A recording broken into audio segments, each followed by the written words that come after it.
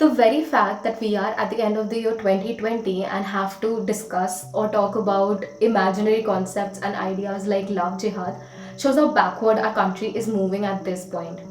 We're talking about a probable law that considers women too innocent or gullible to even decide for themselves or have the liberty to express themselves or follow the belief they want.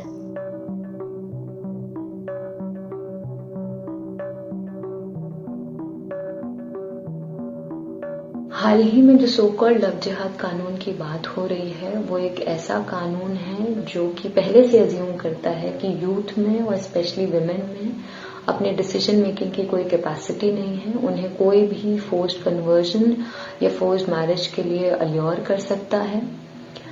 इस तरीके की सोच का एक कानून के जरिए implement होना हमारे सोसाइटी का और स्पेशली हमारे स्टेट का, हमारी सरकार का पेट्रियार्कल नेचर को रिफ्लेक्ट करता है। एक तो नियम बनाना और उसका एग्जीक्यूशन, ये दोनों बहुत अलग अलग चीज़ें हो जाती हैं, ख़ास तौर से हमारे देश में। ये ख़ास तबके को हैरेस करने के लिए आपने एक लाइसेंस बना दिया, एक लॉ पास कर दिया गया, और कुछ नहीं है। पहले ये था कि हम जो खा रहे थे उसमें दिक्कत थी, फिर जो हम पहनते थे उसमें दिक्कत है, और अब जो मोहब्बत कर रहे हैं उसमें दिक्कत है। और अगर हम बोले इनकी पॉलिसीज के अगेंस्ट या हम इन जनरल कुछ बोले तो वी आर एंटी नेशनल।